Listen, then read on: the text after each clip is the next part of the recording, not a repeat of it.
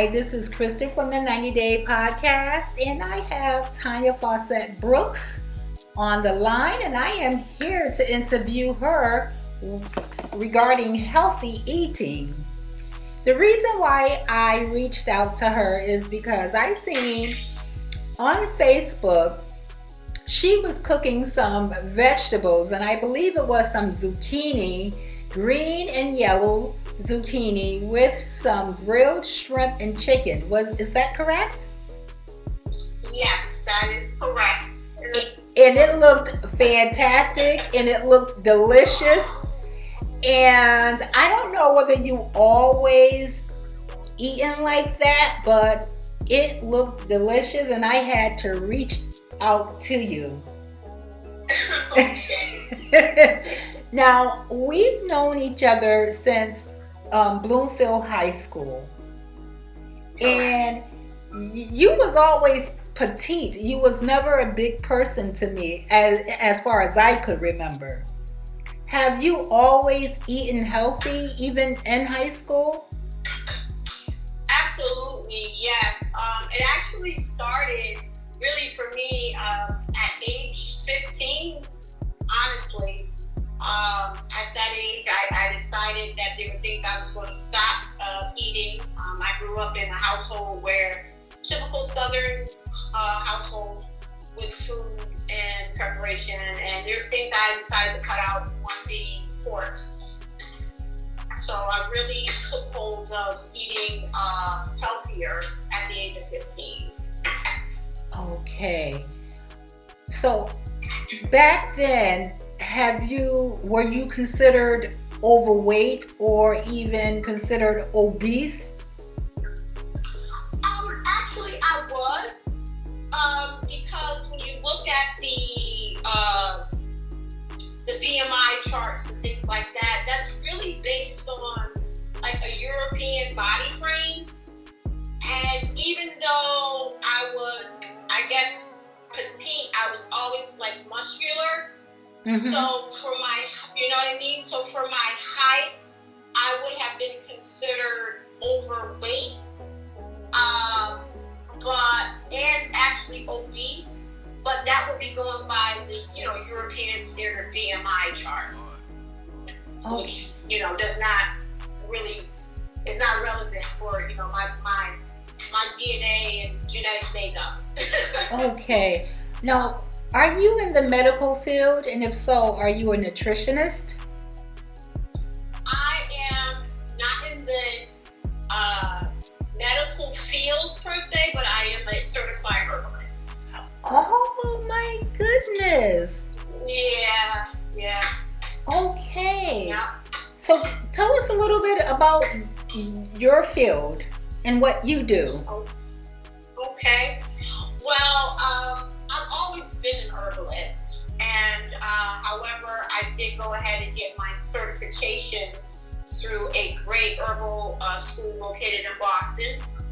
And basically, I treat any type of ailment, condition, or disease with different types of herbal remedies. Wow. Okay. So people with the skin itching, the eczema, psoriasis. I've had clients that have had eczema and psoriasis. They've used my handmade oil-infused soaps. There are particular soaps that I make for a specific skin condition. One being my honey turmeric soap, which is great for psoriasis and eczema. Okay. Now, do you have that online? Do you sell that online?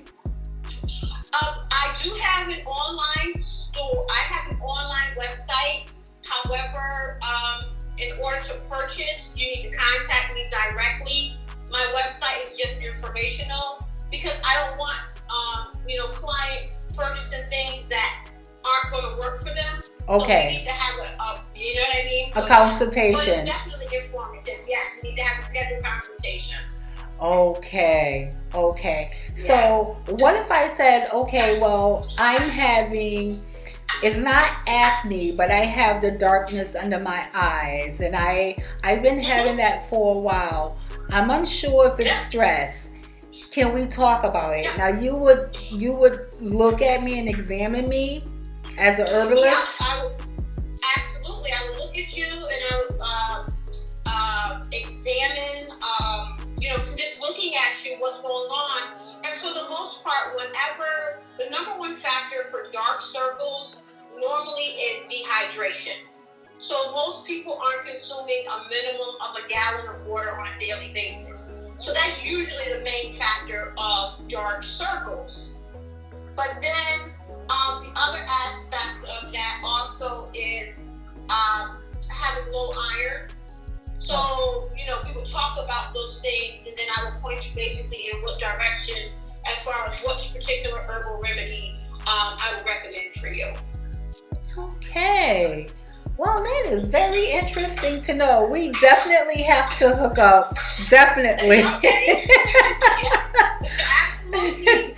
Now, I heard you in the background when you were preparing your grilled food, and you were talking to someone else, and I know you were telling them to stay away from certain starchy foods. What foods? What foods would you recommend as a complete no-no? Please just stay away from these type of foods.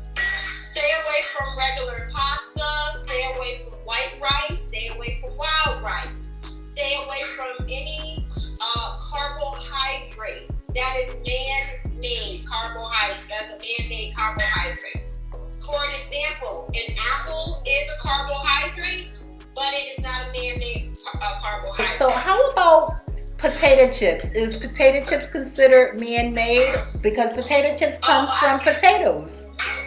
Absolutely it is, because one, it's not the form of the potato, one has been changed. It's been fried. So now any healthy aspect of it has been removed. It's no longer in its natural state. Okay. And potatoes, you know what I mean, just on the whole, especially white potatoes, which is mainly what potato chips are made from, they are a loaded carbohydrate. And if you don't burn carbohydrates turn to sugar. Okay. Even if it says baked, no. Okay. I was going with the veggie chips. Yeah, even those things, and if you just turn the back of the bag, all right, around, and you look at the veggie chips, so the first three main ingredients is basically the active quote-unquote ingredients in the product. Now they're saying that those are veggie sticks. Right. And more than likely, the first three ingredients aren't even going to be a vegetable. Right. Right? And then if you look at that ingredient, corn starch, that's telling you the main ingredient is corn. Right. And corn is a what? It's a starch. Yeah. And when you look at things that like fructose and dextrose and all of that, those are actually additives or quote unquote sprays that they spray the food with, and that's what makes it look pretty and shiny and appetizing. So that's chemical. Oh wow. Yeah. Wow, this is a healthy, educating episode. I like this. Now, you also plant. You have a garden. Mm-hmm. Yeah. I have a small one. It's small. It's not big like the ones my father had growing up, but. Okay. Now, what type of vegetables do you plant? Tomatoes, different types of peppers, cucumbers, squash, and zucchini. Okay. And you mentioned tomatoes. Do you ever fry your? Well, you don't fry your tomatoes because you're into healthy eating, correct? Yeah. Oh. Yeah. Well, not so Okay. They're sauteed, yeah.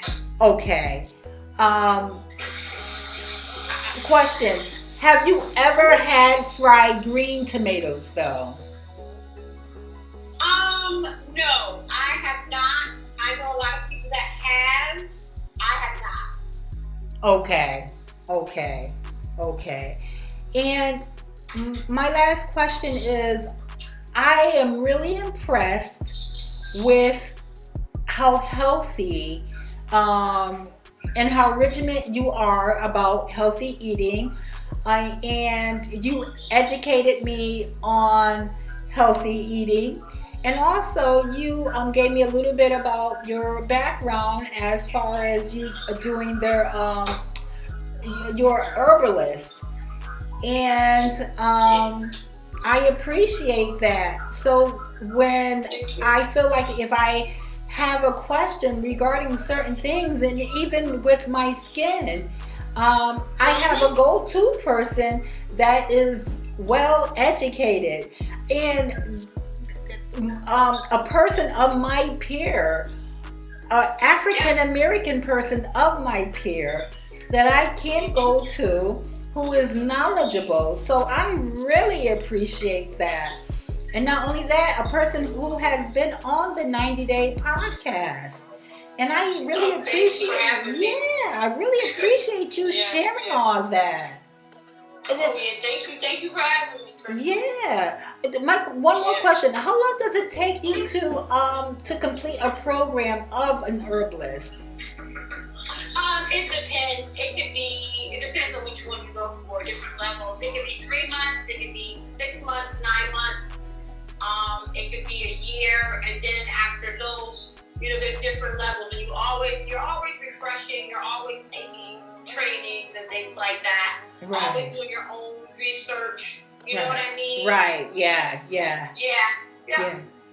Okay. So I take it you don't buy sunscreen or anything like that. You probably do your own. Yeah. No. I love it. Listen, I appreciate your knowledge and thank you for just sharing it with us. And thank you for being on the 90-Day podcast. All right. Thank you, Crystal. Thank you for having me. I appreciate you. Great. Thank you. You have a blessed day. Good night. You as well. Good night. Bye-bye.